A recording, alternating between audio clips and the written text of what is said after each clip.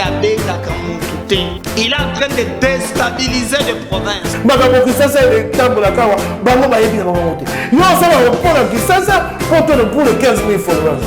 Le président Félix Antoine Tshisekedi a repris le projet de valider cette stratégie nationale.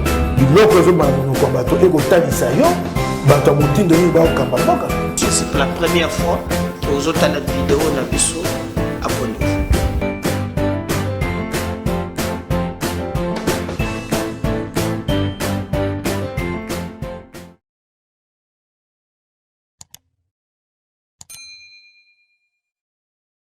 Vos alliés belé bozolanda MK bez officiel bo pone chaîne oyo pona kozwa information na temps réel to pesi bino mbote bino nyonso bozali bipai na bipai to zali très reconnaissant na bino mikolo na force ozali kopesa biso pe to lobiki tokoki jamais ko décevoir bino parce qu'avec vous c'est un contrat de vérité.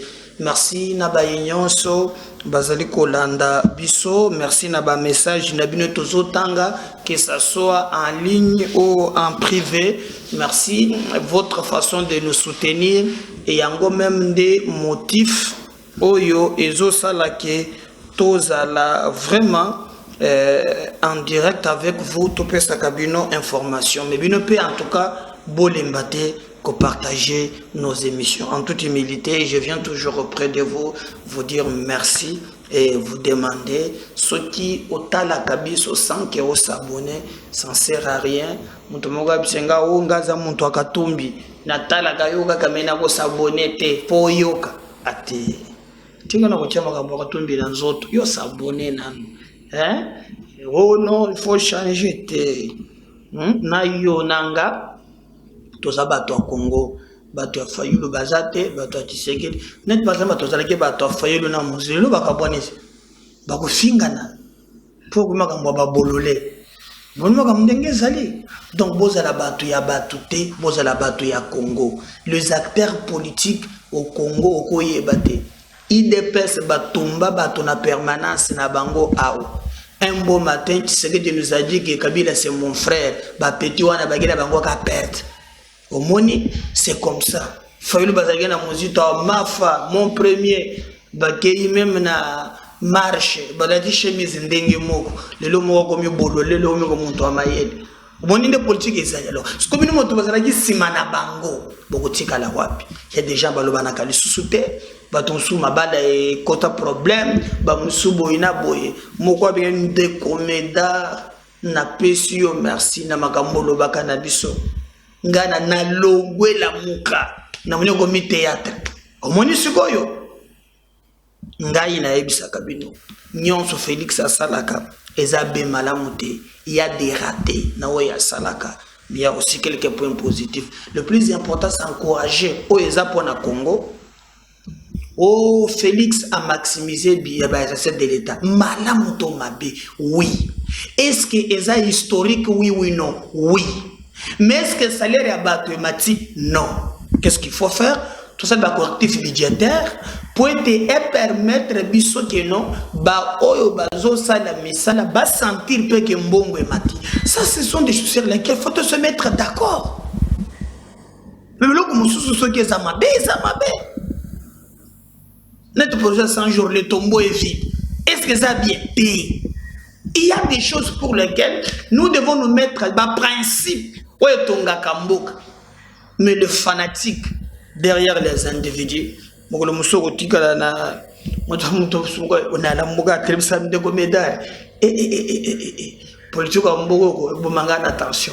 Madame, la politique. On fait attention à solo cité. On fait attention. Tokobeta li solo bande konangai nani ya zalaka sima ya pero bande ko tanga siko bato ngai nako tia commentaire to bokolanda vidéo moko o bazo tanga muto atinda ki vraiment pero asala makambo. Je connais deuxième sujet nako soulever yango tokobeta pe lisolo ya obo makambo lobi na Katanga wana obi ke coalition soki ndenge nini ezali ko se mettre en place na landi na tongo ya lelo Kabange Numbi alobi bango basangani po ete basolola me bato basetone te soki bayoki ke Kabila na Katumbi bayokani bakomi koloba liloba moko neki basetone loba to bayebite. Moi j'avais des infos oyo balandaka MKB officiels na lobaki yango une semaine avant na pesaki même na badate musala pe ya spécialité particularité ya chaîne na biso yango wana eza kozalaka na chaîne te ko lokotaka biloko bato lokota na basaba nzete non mais ya musala biso ko anticiper info ko pese binongo bato ali boso bozala au courant de ce qui se passe na mboka na bino. C'est pourquoi on a créé cette chaîne pour lutter contre les intox et la manipulation, surtout na ba fake news dans un pays où ba fake news ko battre record. Donc moi ni internaute na biso ba téléspectateur na biso ba ko la surprise te po na lobaki que même ce qui se fait na Katanga wan elle mascarade. Le vrai problème est Ali Kabila Katumbi Kabange Numbi ancien ministre de la santé alobi oh non bato bazala étonné te soki ba moni Kabila na Katumbi ba komi ensemble qui sera étonné comment on a Jésus na Judas ensemble qui sera étonné kokamwa mokilo ya nzambe biso tokotambola na bino.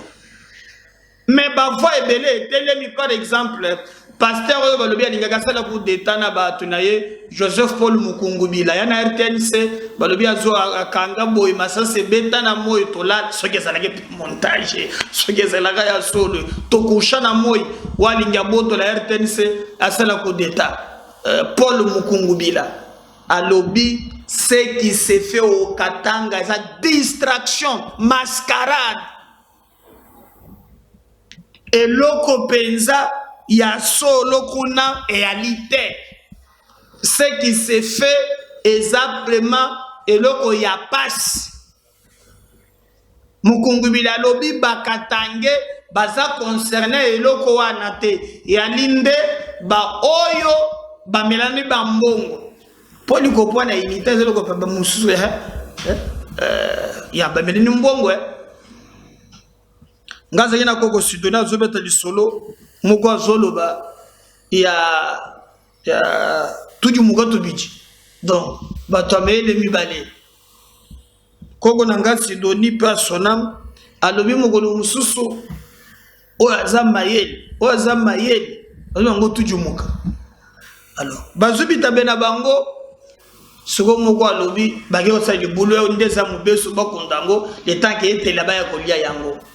Siko moko mimoni prêtre na ndenga ko sakana te alibina ko lexeke na za maître ope kuna wo ngana za prêtre ya ko sakana te ezaka ka moko atimoli ndambo azumi bale alié mo soye ye pa baloki na sim atimoli ndambo mi bale alié oye na tourna ye soki ya directeur la yuma oya yebiteke ngana ope tala yuma oyo timo ko la soka ba ya boy soka pese na rendez-vous. Oh, il y a tout le monde qui s'est mis à venir tout lié à moi. Ce qu'on a dit, c'est que les kilos d'esprit. Bizoba, qui est donc venu sur les bizoba. Baya benda kakaboy. Kakatiji a pas de tabezate. Nana sali. Oya zo c'est comme on ne pas c'est comme on ning. On n'y va pas sur ba yanki. Muso ne ba yuma. Donc on y sur ba sali musa. C'est ça réconciliation ya Katanga. Tout du monde tout biji. Ah. Y'a copie à bato ba melani bambong.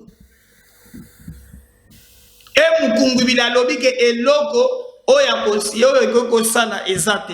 Mais si tout va bien, je crois que le 3e jour otomoni na salle me bonaki pe photo mususu ya dada dada na munongo batelemi bazokanga photo bo comprendre pourquoi dada kangi photo na munongo. Bino boso comprendre kakate. Et puis ngana lobeka ngone émission na sala ki lobby ngai nana problème na bakatange te biloko neza na sens moko te bayeba kosala yango bazali baye oyo bali babandi bacriminel politique et économique qui veut se réfugier no ya batribu mpona kojustifier mayeba sala Congo lobi na betremi lisolo moko boyo ya video o bazali ko fingana nde bazali ko lobana mais boko yoka eza ya France 24 pona bundi kaka na lokele bino na zwele bino yango boko yoka koma bazali ko putana bazali ko ndongwana bango na biloko wana eza likambo moko te tokolo bateke no eza likambo bato bayebi yango très bien rien ya concret na eloko wana soka biso bakatange tozali ko senga poete en tout cas John Numbi azonga awa meta on a bois kimis il faut na ba image bien on donne mon muyambu te il faut na tala bien peut-être à cause de la bata mais il faut na tala bien mais logo nous les katange o boyna boy nous les katange nous demandons ceci boye moko ishinarambo azana yekuna bazali ko loka basala makambo na bango ndenge bakosala mais mukungu bila lobi eza makambo ezanga mutu na makolo bakatange musu bazakona balobi o ezoleka kuna eza so makambo ya unité te eza nde bakope politique et nyonso comme ezali mutu osinga ba na couloir bazoli omoni bakasemba botuli biso pouvoir il faut vraiment tout se souder bokonzele biso bakatange ezongele biso bakatange mais que Fayulu qui ne comprend pas aussi que bazo utiliser donc bokonzi na bango 12 personnes là bokonzi na bango ekimaki bakasemba botoli bango maintenant alors bakasende bakofanda po bokonzi za bakasayente eza baswahili te eza ya bakongolais. Et quand il veut dire conquérir le pouvoir d'Abango, c'est-à-dire que quand il y a un mot capable, il y a un Congo, territoire, il le pouvoir. Le kouta munene na makamboa na bandeko na ngai to fongola ni miso to comprendre nini ezoleka réellement na ngambo wana ya Katanga parce que bakoki ko continuer te ko zoba bino bako continuer te ko distraire bino alors que batouana balina ba agenda. Alors comme TVP za la radio te na la kakibino na lobby na ko tshela bino bilili botala bino moko lolenge nini Katumbi Kabila makambo ba welela pe pour les Congolais. O Kabila Zonga, o Boyna Boy. Katumbi nous dit même que c'est Kabila Moutouazali assassin. Katumbi nous dit même le lengeni ni bango basala makambo na bango. Vous voyez? Ezo pesanga mutema passe. Que les gens ont oublié ça. Il n'y a pas un Congo de Katangé, de Baluba, de Baswahili, de Bangala. Nous tous, il y a un moment qui le 17 mai, quand les gens parlaient de la libération, il faut nakane ça. Vraiment, mon bout de la na ma benaye belé, mais côté mon côté que les biso unité en boka oyo afdel c'est taxe du mal, baye. Pour ça koboma mboka na biso c'est inadmissible et j'ai beaucoup regretté tango na moni likambo wana mais lelo bangi bazongisa biso na makambo oyo elekaki ni Kabila ni Katumbi entre les deux bango moko nde bakilisi biso ke baza ba congolais. Katumbi nous dit c'est que Kabila azalaki Kabila pe via ses communicateurs il nous a dit Katumbi Azanani.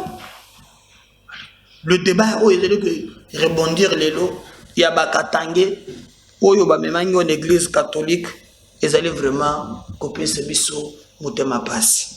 Je vais vous leur suivre comme TVza Radio T. Bolanda.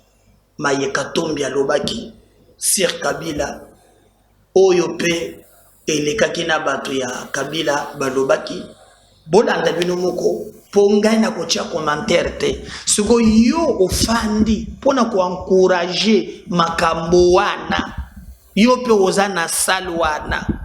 Babengi yo katange. Coopérant. Bolanda. Oyo. Vérité nde yangoyo. Andori ya théâtre. Obozo salawana. Bota la vérité. Au vrai sens du mot. Abandonner le sous. L'histoire, c'est questionner le passé. Oui. On est dans le présent. Nous questionnons le passé. Tout se projeter dans l'avenir. Si le peuple a comme on bosse dans l'histoire, un peuple sans repère. Parce que Congo, Tokotongango, ceux qui sont en boigne, ceux qui sont en Kotozolok, ceux qui sont en manipulation. Tout dans la vidéo, Katombi Kabila. Pour une vraie réconciliation, on revient juste après vidéo pour continuer notre émission. Mais j'insiste, partagez les liens. Vous avez belé, mais partagez. Nous avons partagé. Vous partagez, pardon, vous partagez dans le groupe, vous partagez dans le lien, vous partagez dans la page Facebook. C'est se connecter le maximum. Partagez à 10 fois, pardon. En toute humilité, pardon. Likez. On se revient juste après. Voilà. Il y a 4 mois, Joseph Kabila vous a comparé à Judas, c'est-à-dire à la figure du traître.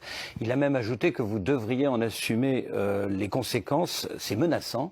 Or, Joseph Kabila compte encore beaucoup de fidèles dans l'appareil d'État. Est-ce que vous ne craignez pas un mauvais coup à votre retour? Ce n'est pas sur toi, Joseph Kabila, de me traiter de Judas. Je crois qu'il doit lire la Bible. Aujourd'hui, M. Kabila, il doit faire son examen de conscience. Il est resté au pouvoir de 2016 en 2018. Il a trahi la constitution congolaise. Il a trahi le peuple congolais. Il a tué à l'est du Congo, à Beni et dans le deux Kasaï, l'insécurité qui règne aujourd'hui. Moi, je ne voulais pas rester avec l'incarnation du mal. C'est pourquoi j'ai quitté Kabila. Si lui peut se comparer au Christ, je demande à la population congolaise de nous juger. Pour moi, les Judas, c'est Kabila. Mais vous avez des garanties?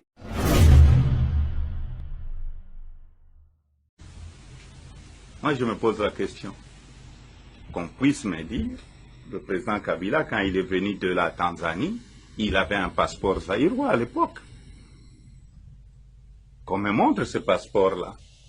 Sa famille aussi. On l'a vu dans Bloomberg il n'y a pas longtemps. Bloomberg a sorti le numéro de passeport tanzanien de membres de la famille du président Kabila. C'est ce que... Moi, je me pose la question. Qu'on puisse me dire, le président Kabila, quand il est venu de la Tanzanie, il avait un passeport zaïrois à l'époque. Qu'on me montre ce passeport-là. Sa famille aussi. On l'a vu dans Bloomberg il n'y a pas longtemps. Bloomberg a sorti le numéro de passeport tanzanien de membres de la famille du président Kabila.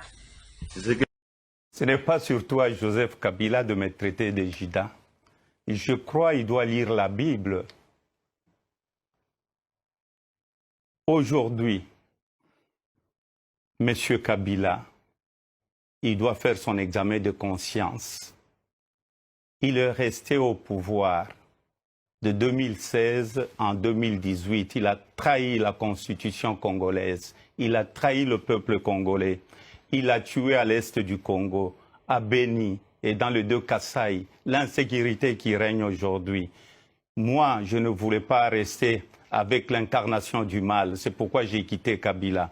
Si lui peut se comparer au Christ, je demande à la population congolaise de nous juger. Pour moi, les Judas, c'est Kabila. Mais vous avez des garanties?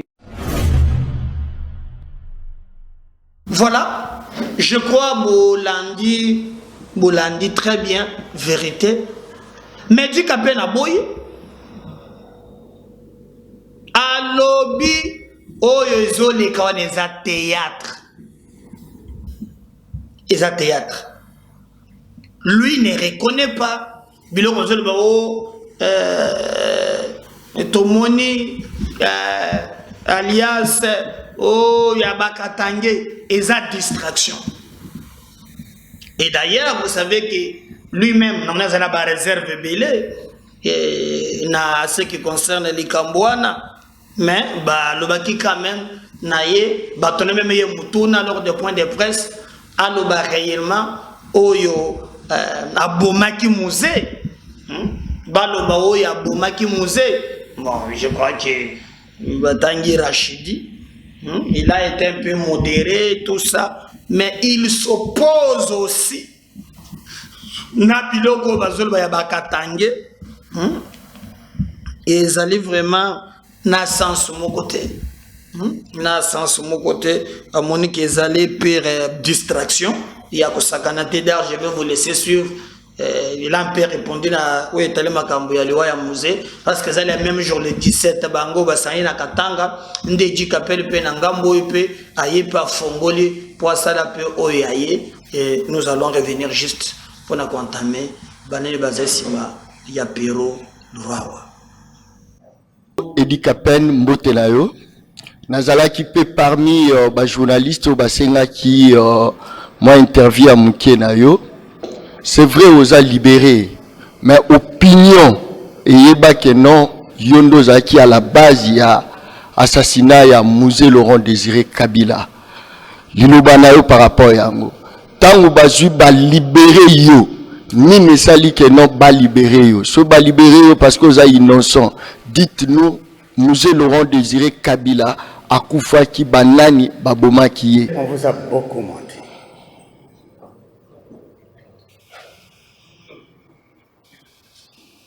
Celui qui a assassiné le président Laurent Désiré Kabila s'appelle Rachidi Mouzele. C'est un soldat. Il était lieutenant, un des gardes corps rapprochés du président. C'est lui qui a pris son arme, il a tiré sur lui. Ce n'est pas dit.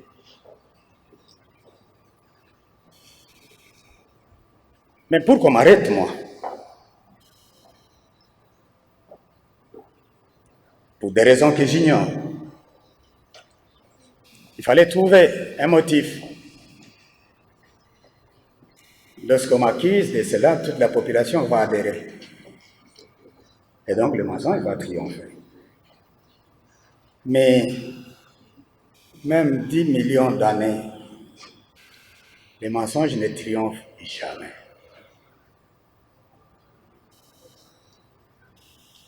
Lorsque je suis sorti de la prison,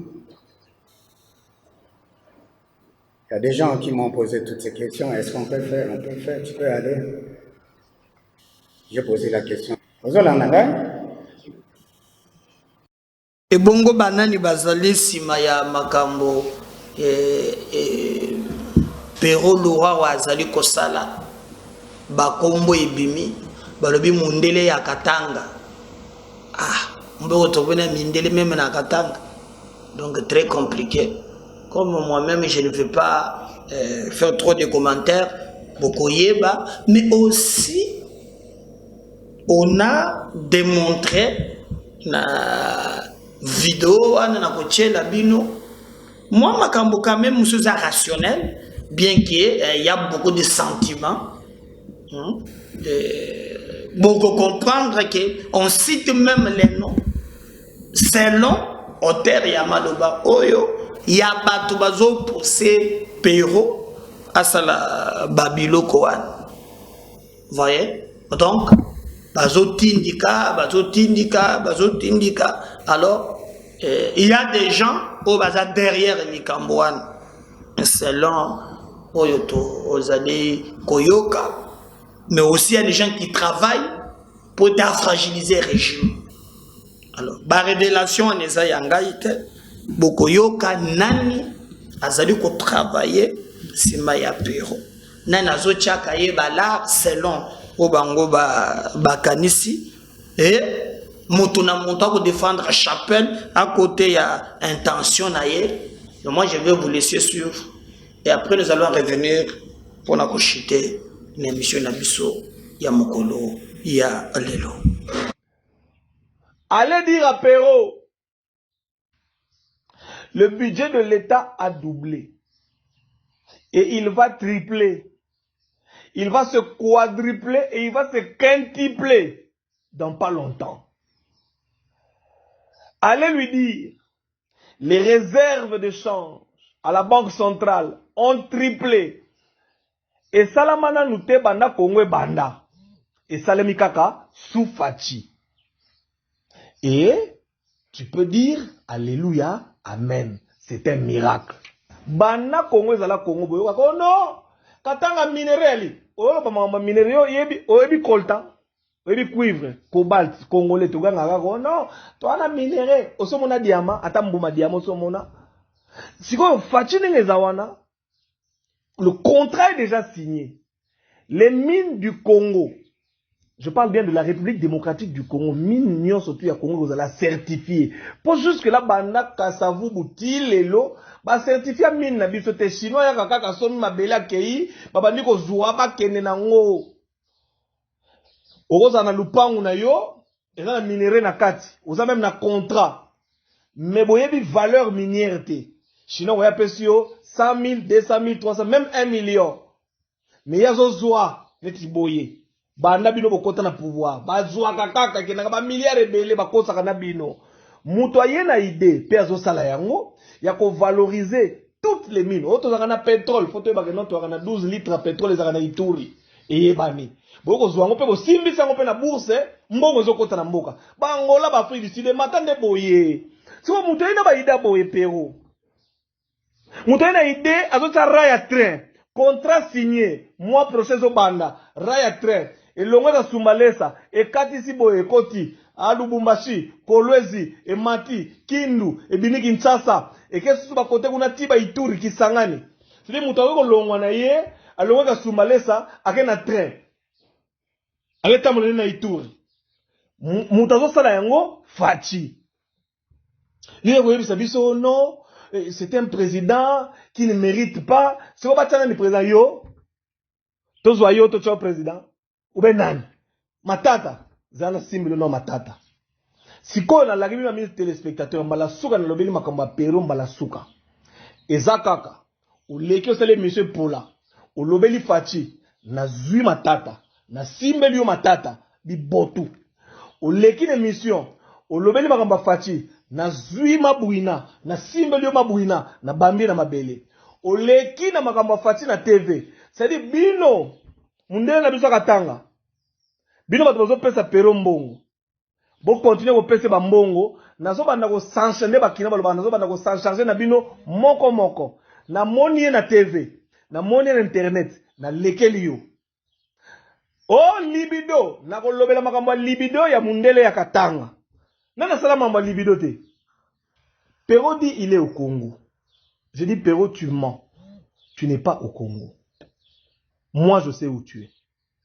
Si moi, Mike Chibango, je sais où tu es, où tu te caches, à plus forte raison, les services de sécurité.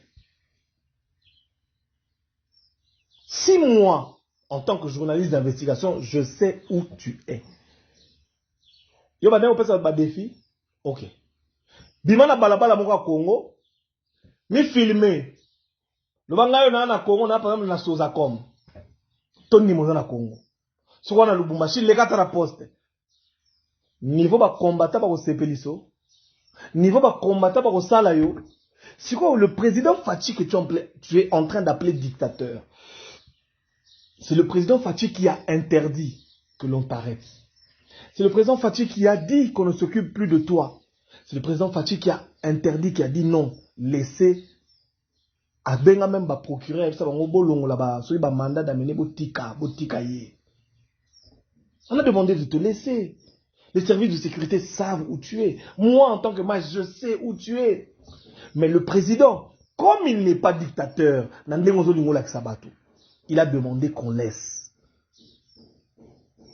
Parce que quand il est venu au pouvoir, il a promis que sous son mandat, on n'arrêterait pas les journalistes. Même si tu as fait preuve d'impolitesse et que tu es allé au-delà, je vais le démontrer aujourd'hui, de la loi sur la presse en parlant de la vie privée et de la vie publique qui n'aurait plus de différence. Parce que toi, dans tes cours que tu aurais appris dans l'université, ce qui est professeur Nini, tu ne veux plus faire la différence entre la vie privée d'un homme et sa vie publique. Je vais y revenir avec force de détail. Je disais ceci. Je vais te montrer quelque chose. Amis téléspectateurs, je voudrais faire cet exercice par besoin d'information. Parce que je pense que Makambozo Oyoka, peut affecter l'une, parce qu'il est écrit dans la Bible que la foi vient de ce que l'on entend. Alors à force d'entendre des menteurs, vous risquez de croire aux mensonges. Je fais cet exercice pour vous. Pour les téléspectateurs, boyeba.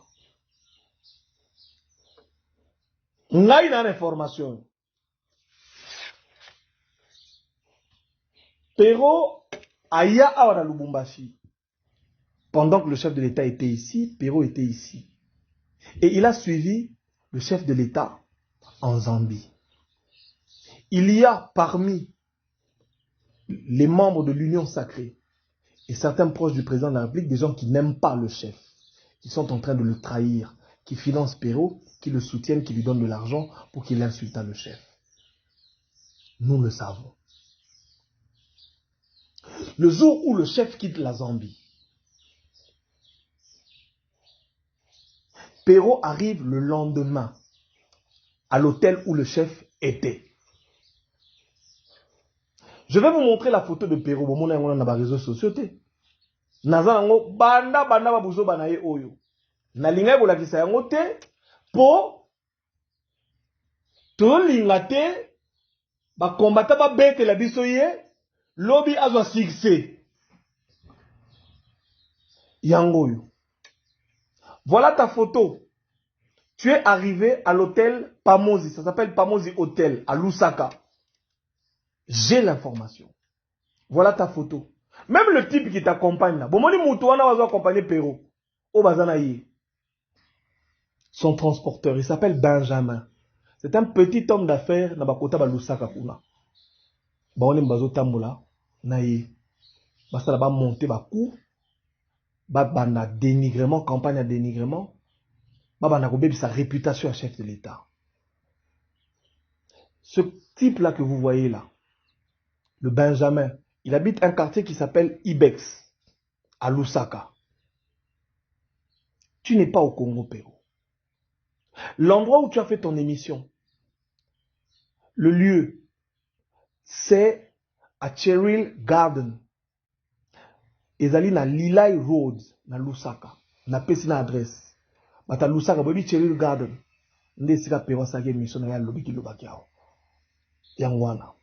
Na minute au place aux Ali, nous, je le sais. Je sais, ma combo, je connais, comme on dit en français, ma combo, il y a ma caméraman, ma équipe technique, na union surtout, les gens qui t'aident à faire les émissions, j'ai l'information. Mais étant donné que l'option n'est pas de t'arrêter, ni de t'inquiéter, on a gardé les informations secrètes. Perrault, est-ce que tu sais que la voiture qui t'a accompagné à l'hôtel, je connais le propriétaire. Voilà, mes téléspectateurs, la photo de la voiture. C'est une Range Rover rouge, immatriculée en RDC. Voilà la plaque d'immatriculation. Je connais le nom parce que j'ai vérifié. Soki ngai na lobi lelo. Natanga kombo ya kolo mutuka oyo. Oyo ba déficit ke nagi nango na Zambie. Yango parce que la voiture est immatriculée au Congo. J'ai appelé les services de la DGI, ba pesi ngai na kombo, na adresse. Na sipe na kenda na ndaku ya mutu yango. Soki na filmé, est-ce que tu sais que dans ce pays, nous les Congolais, j'imagine que tu devais être un enfant à l'époque et que, évidemment, même quand tu parles du maréchal Mobutu, tu ne sais pas de quoi tu parles. Mais voilà, je crois que Bolandi, Bolandi, pour comprendre qu'est-ce qui se passe. Restez branchés, n'aime des officiels. Partagez les liens au Nabatunion Suzana Bango Pemben. Je reviens encore numéro Moussous. Si le Seigneur nous garde en vie, toujours là. Merci. Bye.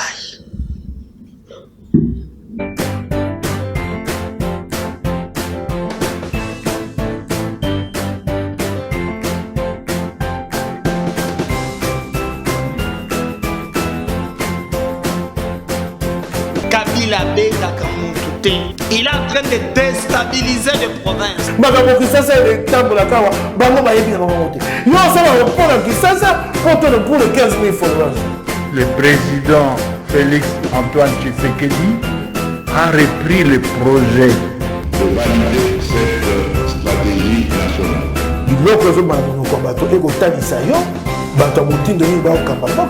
C'est pour la première fois que vous avez une vidéo dans